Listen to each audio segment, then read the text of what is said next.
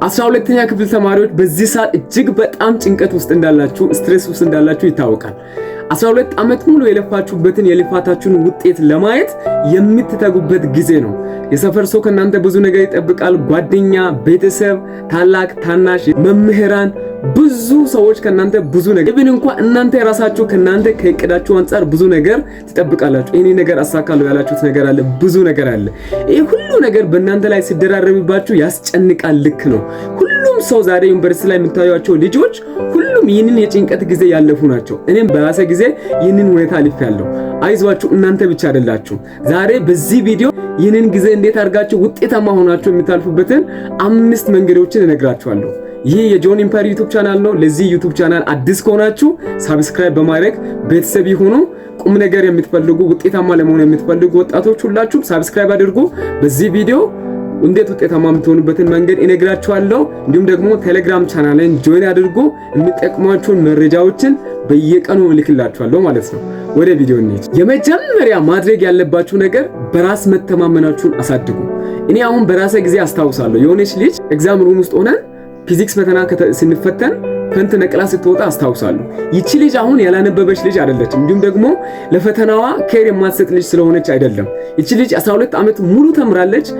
12 ዓመት ሙሉ ለፍታለች። እንዲሁም ደግሞ ለፈተናው በጣም የተዘጋጀች ልጅ ናት። ነገር ግን በዛን ጊዜ ፈንት ስታደርግ ነበር። ምን ልላችሁ መሰላችሁ? ይሄ አሁን የምትፈተኑት ፈተና ብዙ ዓመት የለፋችሁበት ትልቅ ቁም ነገር ለእናንተ የቁም ነገር ጊዜ ነው። ያን ጊዜ ማለት ነው በጣም ለህይወታችሁ ትልቁ ጊዜ ነው። ስለዚህ በዚህን ሰዓት ብዙ ነገር ሊረብሻችሁ ይችላል። ውስጣችሁ ላይ ቴንሽን ሊፈጠር ይችላል። አለመረጋጋት ሊፈጠር ይችላል። ያላነበባችሁትን ነገር ስታስታውሱ አለማንበባችሁ ውስጣችሁ ላይ ሲታወቅ ልትረበሹ ናቹራሊ ሊረብሻችሁ ይችላል። ኢሞሽናሊ ዲስታርብድ ልትሆኑ ትችላላችሁ። ይሄ ነገር ናቹራል ነው። ነገር ግን ይህ ስሜት እናንተን እንዲቆጣጠራችሁ ካደረጋችሁ ሰልፍ ኮንፊደንሳችሁ ይቀንሳል። ይችላል የምትሉት ነገር ያ ኮንፊደንሳችሁ እየወረደ ይመጣል። እየወረደ በመጣ ጊዜ ደግሞ ተስፋ እየቆረጣችሁ ነው የምትመጡት ማለት ነው። ስለዚህ ማድረግ ያለባችሁ ነገር ምንድነው? እንደምትችሉት ማመን አለባችሁ። እንደምትችሉት ስታምኑ ነው መጠንከር የምትጀምሩት ማለት ነው። ይህ ስሜት ሲሰማችሁ እንደምትችሉት ማመን፣ ማንበባችሁን መቀጠል፣ መጣራችሁን መቀጠል፣ መረጋጋት አለባችሁ ማለት ነው። ካልተረጋጋችሁ ብዙ ነገሮች ስታርብል ሊያደርጓችሁ ስለሚችሉ በዛን ታይም ብዙ ባታነቡም እንኳን ባነበባችሁት ነገር መስራት እንደምትችሉ አእምሯችሁን ማሳመን አለባችሁ ማለት ነው። ካላሳመናችሁ ትረበሻላችሁ። ከተረበሻችሁ ደግሞ የሚመጣው ነገር ውጤቱ የተበላሸ ይሆናል ማለት ነው። ስለዚህ ባነበባችሁት ልክ በጣራችሁት ልክ እንደምትሰሩ አእምሯችሁን ማሳመን አለባችሁ። ካላሳመናችሁ መረበሻችሁ ዲስታርብድ መሆናችሁ ግዴታ ነው ማለት ነው። ሰልፍ ኮንፊደንሳችሁን እንዳታጡ፣ እንደማትችሉ እንዳይሰማችሁ፣ ይሄ ነገሮች የምትሰሙት ነገር እንዳይረብሿችሁ። ልክ ነው። ብዙ ነገሮች በጆሮአችን ይገባሉ። ይሄ ሊረብሹ የሚችሉ ነገሮች ሊገቡ ይችላሉ። የቀድሞ የተማሪዎችን ውጤት ሰምተን ልንረበሽ እንችላለን። እንዲሁ ደግሞ የትምህርት ስርዓቱ በጣም ጠንካራ በመሆኑ ልንረበሽ እንችላለን። ወይ ወድቅ ይሁን ብለን ልናስብ እንችላለን። ይሄ ነገር ሊሰማችሁ ይችላል። ነገር ግን ይህ ስሜት እናንተን እንዲቆጣጠራችሁና ይህ ስሜታችሁን እንዲቆጣጠር የስሜታችሁ ጌታ እንዲሆን ያንን ነገር መፍቀድ የለባችሁ ማለት ነው።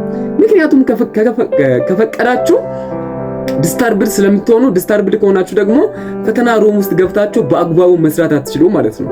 ስለዚህ ሰልፍ ኮንፊደንሳችሁን በራስ መተማመናችሁን ቢልድ ማድረግ ነው ያለባችሁት።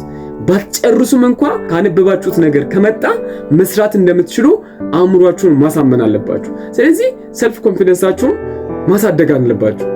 እነዚያ እንደ ፈተና ውስጥ ተረብሾ ወርቆ የሚወጡ ልጆችን አስታውሳለሁ እንደነገርኳችሁ ማለት ነውና እነዚህ አይነት ነገር እናንተን ሊያጋጥሟችሁ አይገባም። እዛ ተረጋግታችሁ ካም ዳውን ሆናችሁ ተረጋግታችሁ ፈተናችሁን ያነበባችሁትን ያህል መስራት በመረጋጋት ማለት ነው።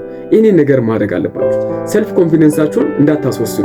ተረጋግታችሁ ፈተናችሁ ላይ ትኩረት ማድረግ፣ ካነበባችሁት ነገር ከመጣ መስራት እንደምትችሉ አእምሯችሁን ማሳመን።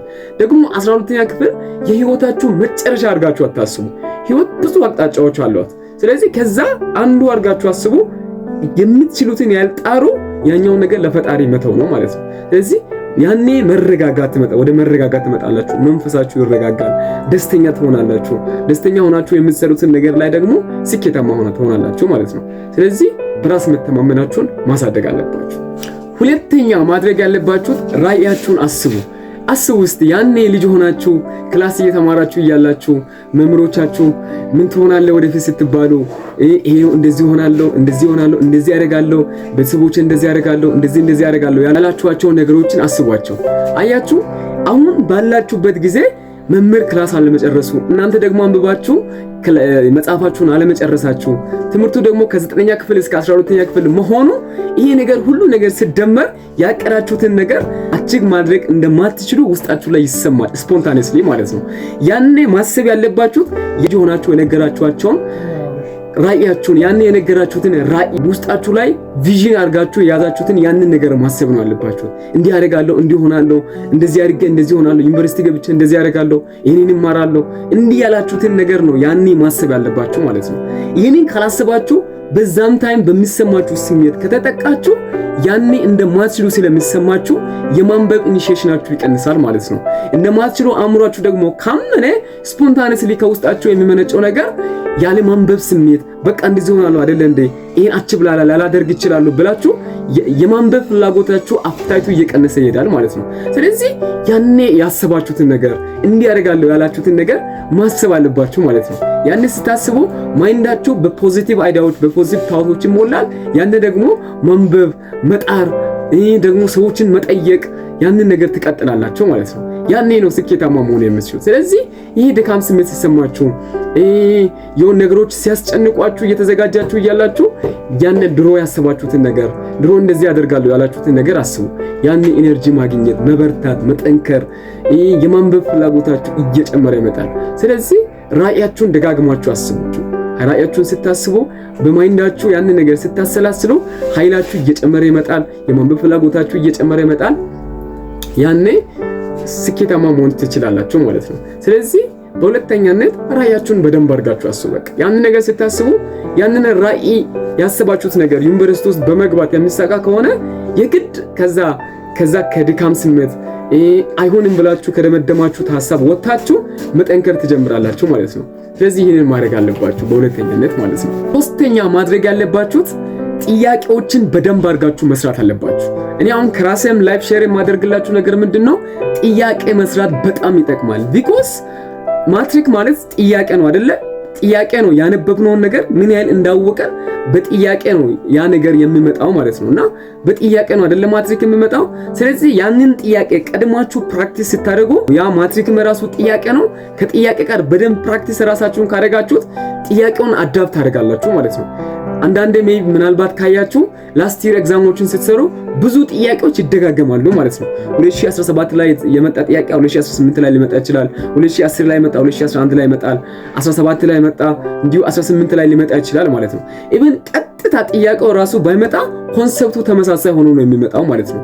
ስለዚህ ጥያቄዎችን በደንብ አድርጋችሁ በምትሰሩበት ጊዜ ያ ጥያቄው የሚወጣበትን ኤሪያ ኮንሰፕቱን በደንብ አድርጋችሁ ፕራክቲስ ታደርጋላችሁ ማለት ነው። ያ ነገር ደግሞ በጣም ነው የሚጠቅሟችሁ። ዳይሬክትሊ ጥያቄው ባይወጣም እንደሱ አይነት ጥያቄ ነው የሚያወጡት ማለት ነው። ለምሳሌ ማትስ ላይ ከማትሪክስ የሆነ ጥያቄ አምና በወጣ ያንን ጥያቄ ቀጥታ ባይወጥም እንኳን የሆነ ጥያቄ ያወጣሉ ማለት ነው። ስለዚህ እናንተ ይሄኔ ወይ የሚሰራበትን ወይ ካወቃችሁ ያኛውን ወይ ደግሞ እንድትሰሩ ያቀልላችኋል ማለት ነው። ወይ ቦታ ይቀይራሉ ወይ ጥያቄውን ራሱን አድርገው ቁጥሮችን ሊቀያይሩ ይችላሉ። ስለዚህ ከጥያቄ ጋር ራስን ማለማመድ በጣም ይጠቅማል። በራስም ላይ ያየሁት ነገር ነው። ስለዚህ ጥያቄዎችን እንግሊዘኛንም ፊዚክስም ሌሎችም ደግሞ ሶሻል ሳብጀክት የምትማሩ ተማሪዎች ጥያቄዎችን በደንብ አድርጋችሁ ስሩ። ጥያቄዎችን እየሰራችሁ ስትሄዱ ራሳችሁን ትፈትሻላችሁ ምን ያህል እንደገባችሁ ማለት ነው። አሁን ላይ ደግሞ ጥያቄዎችን ለመስራት አፕ አለ አይደለ? ኢትዮ ማትሪክስ አለ። እንዲሁም ደግሞ የተለያዩ አጋዥ መጽሐፎች አሉ በጥያቄዎችን በመስራት የተሰሩ ማለት ነው። አጋዥ መጽሐፎች አሉ አይደለ? እነሱን በደንብ አድርገን መስራት እነሱን በደንብ አድርጋችሁ መስራት ያኔ በጣም ነው የሚጠቅማችሁ። ላስት ይር ኤግዛሞችን በደንብ አድርጋችሁ ስሩ። በጣም ነው ውጤታማ የምትሆኑት ማለት ነው። ይሄን ነገር ማድረግ እንዳትረሱ። አራተኛ ማድረግ ያለባችሁት ስማርትሊ ነው ማንበብ ያለባችሁ ማለት ነው። በቃ ጠንክሮ ማንበብ ብቻ ሳይሆን ስማርትሊ ነው ማንበብ ያለባችሁ። ምን ማለት ነው? ስታነቡ ኖቶችን አጫጭር ኖቶችን በማውጣት ፕላስ ደግሞ እያነበባችሁ እያላችሁ ራሳችሁን እየጠየቃችሁ አንድ ነገር ማንበብ በቃ ማንበብ ብዙ መጽሐፎችን ማንበብ ብቻ ሳይሆን ብዙ ሰዓት ተቀምጦ ማንበብ ብቻ ሳይሆን ተቀምጦ የተወሰነ ሰዓት ወር የተወሰነ ደቂቃዎችን በማንበብ ከዛ በኋላ ከዛ ቦታ ራስን ፕራክቲስ ማድረግ እየሰሩ ከዛ ቦታ የወጡ ጥያቄዎችን እየሰሩ ፕራክቲስ ማድረግ ማለት ነው። እንደዚህ ነው መነበብ ያለበት። አለዚያ 4 ሰዓት ሙሉ አንብበ ከዛም ደግሞ አርፈ ተነስተ እንደገና 4 ሰዓት አንብበ ማይንድሴት ላይ በአግባቡ ፕሮግራም እንደሆነ አይቀመጥም ማለት ነው። ስለዚህ የሆነ ቶፒክ ከተነበበ ከዛ ቶፒክ የወጡ ጥያቄዎችን መስራት፣ አእምሮን ማለማመድ፣ ራስን ከዛ ቶፒክ ጋር ማለማመድ፣ ከጥያቄ ጋር ማለማመድ ቢኮዝ ነገ የሚጠብቃችሁ ማትሪክ ላይ ጥያቄ ስለሆነ ማለት ነው። እንደዛ ማድረግ አለባችሁ። እንደዛ ካልሆነ ውጤታማ ልትሆኑ አትችሉም። አሁን ይኸው ብዙ ልጆች በጣም ነው የሚቸኩሉት፣ በጣም ያነቡታል። ነገር ግን ማትሪክ ውጤት ሲመጣ አብዛኞች ተማሪዎች እንደጠበቁት አይመጣም ማለት ነው። ቢኮዝ ስላላነበቡ አይደለም። በጣም ይለፋሉ፣ በጣም ኢነርጂ ያወጣሉ። ነገር ግን ሲነበብ ስማርትሊ ነው መነበብ ያለበት። ፈተና ላይ እንዴት ውጤታማ መሆን እችላለሁ በሚለው አንግል ነው እንጂ መነበብ ያለበት ማንበብ ስላለብኝ ብቻ ማነበው ነገር አይደለም። ፈተናው ላይ እንዴት ነው አሁን በቀረኝ ጊዜ ሳክሰስፉል መሆን በሚለው አካሄድ ነው መነበብ ያለበት ማለት ነው። ስለዚህ ከጥያቄዎች ጋር ራስን እያለማመዱ አክቲቭ ሪኮል በማድረግ እያነበባችሁ ከዛ ነገር ራሳችሁን እየጠየቃችሁ እንዲሁም ደግሞ ዛሬ ከተነበበ ስፔሲፊኬሽን ማድረግ ዛሬ ካነበባችሁ ነገ ያንን ነገር መለስ አድርጋችሁ ያንን ነገር ከለስ ማድረግ ከ2 ቀን በኋላ ያንን ነገር መከለስ ከ3 ቀን በኋላ ያንን ነገር መከለስ ያን እንደዚህ ስታደርጉ ማይንድ ሴታችሁ ላይ እየቀረ ይመጣል። ፈተና ሰዓት ላይ ሳክሰስፉል ነው የምትሆኑት ማለት ነው። ስለዚህ በጣም ማንበብ ብቻ ሳይሆን ስታነቡ ስማርትሊ ማንበብ ሳክሰስፉል ልትሆኑ በምትችሉት ወይ ማንበብ ነው ያለባችሁት ማለት ነው። ይሄን ነገር ማድረጋችሁ በጣም ይጠቅማችኋል ማለት ነው። 5ኛ ማድረግ ያለባችሁት መንፈሳዊ ነገራችሁን በጣም ጠብቁ። ለምን መሰላችሁ? አሁን በዚህ ጊዜ እየተዘጋጃችሁ እያላችሁ በጣም ብዙ ነገሮች ዲስታርብ ሊያደርጓችሁ ሊፈልጉ ይችላሉ፣ ደግሞም ያደርጋሉ። ያኔ መንፈሳዊ ነገራችሁ ከተመታ፣ መንፈሳዊ ነገራችሁን ከተዋችሁ፣ ወደ ፈጣሪ በምታምኑት እምነት በምትከተሉት እምነት ወደ ፈጣሪ ካልተጠጋችሁ፣ መንፈሳችሁ ካልተደሰተ በጣም ድካም ያጠቃችኋል ማለት ነው። ስለዚህ የነፍስ እርካታን ማግኘት የምትችሉት ወደ ፈጣሪ በመቅረብ ነው። ስለዚህ ወደ ፈጣሪ መቅረብ እንዲሁም ደግሞ በጸሎታችሁ መበርታት፣ ሙስሊሞችም ከሆናችሁ በዱዓችሁ መበርታት፣ አለዚያ በጣም ሲደክማችሁ ተስፋ የምታገኙት ወደ ፈጣሪ በመቅረብ ነው። በምታውቁት ዕውቀት አይደለም፣ በዛ ነገር በመመካት ሳይሆን ወደ ፈጣሪ ቀርባችሁ ነው ኃይልን የምታገኙት። ውስጣችሁን የሚታደሰው ወደ ፈጣሪ በመቅረብ ነው። ስለዚህ መንፈሳዊ ነገራችሁን በጣም ነው ማስጠበቅ ያለባችሁት። ጸሎቶች ላይ መሳተፍ፣ መንፈሳዊ ፕሮግራሞች ላይ ስትሳተፉ ውስጣችሁ ይደሰታል፣ ተስፋ እንዳላችሁ ይሰማችኋል። ያኔ ደግሞ ስታነቡ ደስ ይላችኋል። ፈጣሪ ደግሞ ከናንተ ጋር እንዳለ ይገባችኋል። ያኔ ደስተኛ ሆናችሁ ታነባላችሁ። ያኔ ስኬታማ መሆን ትችላላችሁ ማለት ነው። ስለዚህ በመጨረሻ የምላችሁ ነገር ምንድነው? መንፈሳዊ ነገራችሁን በጣም አስጠብቁ። ተስፋ እንዳትቆርጡ። በሚሰማችሁ ስሜት ተስፋ እንዳትቆርጡ። በቃ አልችልም እንዳትሉ። ይህ ስሜት ለእናንተ ብቻ አይደለም የሚሰማችሁ። ያንን ስሜት አልፎ ሳክሰስፉል የሆኑ ብዙ ተማሪዎች አሉ። እናንተ ሳክሰስፉል ማትሆኑበት ምንም ምክንያት የለም። ስለዚህ መንፈሳዊ ነገራችሁን አስጠብቁ። በፈጣሪ ተስፋ አድርጉ። የምትችሉትን ያህል ጣሩ። ደግሞ 12ኛ ክፍል የህይወታችሁ የመጨረሻ ግብ የመኖራችሁ ዋስትና አይደለም። ስለዚህ በቃ 12ኛ ክፍል በቃ የህይወቴ እንዲህ ነው ብላችሁ የመጨረሻ አድርጋችሁ እንዳታስቡ። 12ኛ ክፍል ድሮፕ አውት አድርጎ ብዙ ሳክሰስፉል የሆኑ ሰዎች አሉ። ከዩኒቨርሲቲ ድሮፕ አውት አድርጎ ብዙ ሳክሰስፉል የሆኑ ሰዎች አሉ። ስለዚህ በፈጣሪ መመካት ማለት ነው። በፈጣሪ መመካት ነው ያለባችሁ። መንፈሳዊ ነገራችሁን አስጠብቁ። እስከ መጨረሻ ስላያችሁ አመሰግናለሁ። ይህ ሐሳብ ከተመቻችሁ ለጓደኞቻችሁ ለ12ኛ ክፍል ለሆኑ ጓደኞቻችሁ ሼር አድርጉ። እንዲሁም ደግሞ ሰብስክራይብ እንዲያደርጉ አበረታቷቸው። እናንተም ደግሞ ላይክ ማድረግ እንዳትረሱ። በሌላ ቪዲዮ እስክንገናኝ ድረስ ደህና ቆዩልኝ።